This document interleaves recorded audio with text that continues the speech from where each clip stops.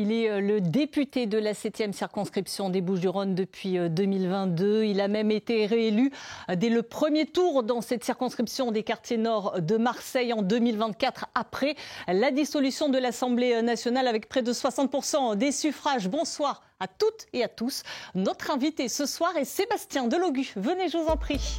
Monsieur le député. Bonsoir Madame Ramirez. Installez-vous. Bienvenue. Merci beaucoup.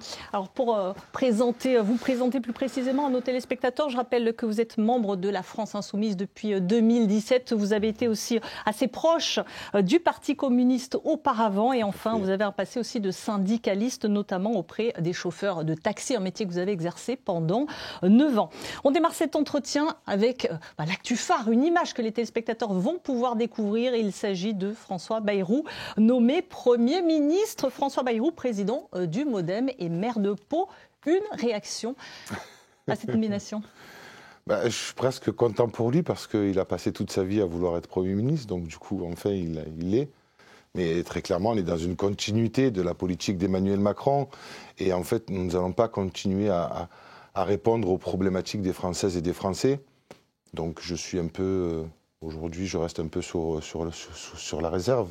Manuel Bompard, qui est député aussi marseillais, a dit qu'il s'agissait d'un bras d'honneur à la démocratie. Est-ce que vous iriez aussi loin? Est-ce que vous êtes aussi dur? Oui, parce qu'on est en train de reprendre les mêmes et on recommence à chaque fois avec des personnes qui aujourd'hui ont perdu les élections, ont ruiné le pays. Et vous avez face à cela des personnes qui sont responsables, comme le nouveau Fonds populaire, qui sont allés justement chercher les 75 milliards d'euros dont avait besoin le pays pour redresser les caisses de l'État.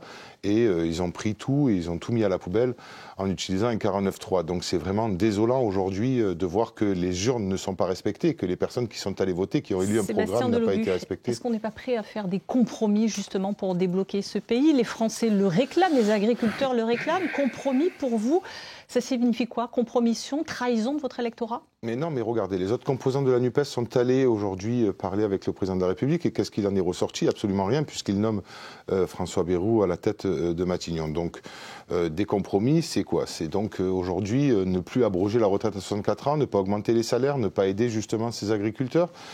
Tout ce pourquoi nous avons été élus. Donc Macron, il faut bien que les gens comprennent, il ne veut pas discuter, ne veut pas faire de compromis. Tout ça, c'est du charabia et puis les gens ne comprennent pas. Vous êtes pour voter une motion de censure? C'est ce que réclame aujourd'hui la France Insoumise? Si aujourd'hui le gouvernement donc, de François Bayrou n'appliquera pas le programme du nouveau Fonds populaire, qui va faire justement une avancée pour la population, et oui, nous censurerons le Premier ministre, effectivement. Sébastien Delogu, vous vous êtes fait connaître par le grand public en brandissant un drapeau palestinien dans l'hémicycle de l'Assemblée. Depuis, on a l'impression qu'il y a un emballement médiatique sur les réseaux sociaux et aussi bien sûr parmi les politiques.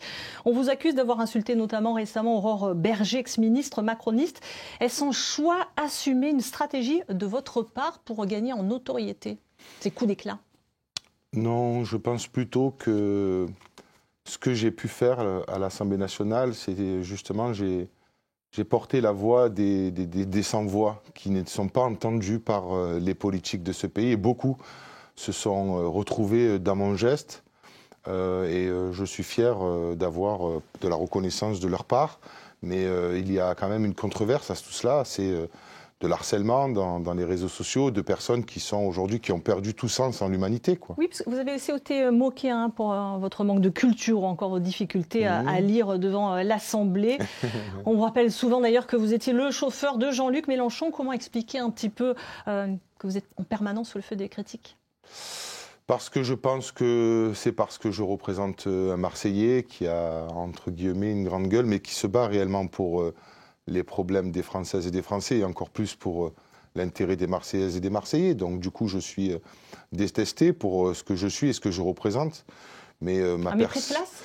Je ne dirais pas un mépris de classe, je dirais que c'est plus une tendance volontaire et je suis une cible de l'extrême droite sur les réseaux sociaux et puis ça m'amuse plus qu'autre chose. Vous avez parlé de Marseille, de votre intérêt pour Marseille. Vous affichez de plus en plus ouvertement votre désaccord avec Benoît Payan. Pourtant, Benoît Payan appartient au printemps marseillais. Est-ce qu'aujourd'hui, le printemps marseillais n'est plus à même de gérer cette ville? Écoutez, il faut le demander aux personnes qui aujourd'hui font partie du printemps marseillais. Moi, en ce qui me concerne, je ne vois pas Benoît Payan dans justement le nouveau Front populaire. Et il y a 3 blocs à l'Assemblée nationale et dans le pays. Vous avez le nouveau Front populaire, le centre et l'extrême droite.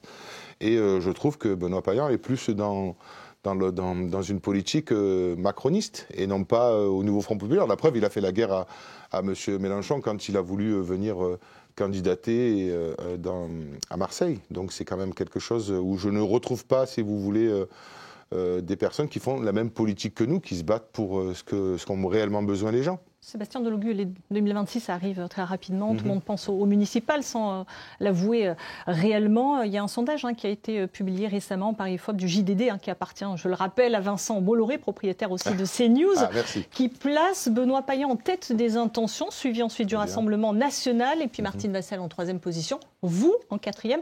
Ça a provoqué un vent de panique à droite. Renaud Muselier qui annonce lancer la campagne, même se présenter dans le 6-8. De votre côté, quelle réaction suscite ce sondage? Moi, je ne lis pas les journaux d'extrême droite. J'ai autre chose à lire que cela.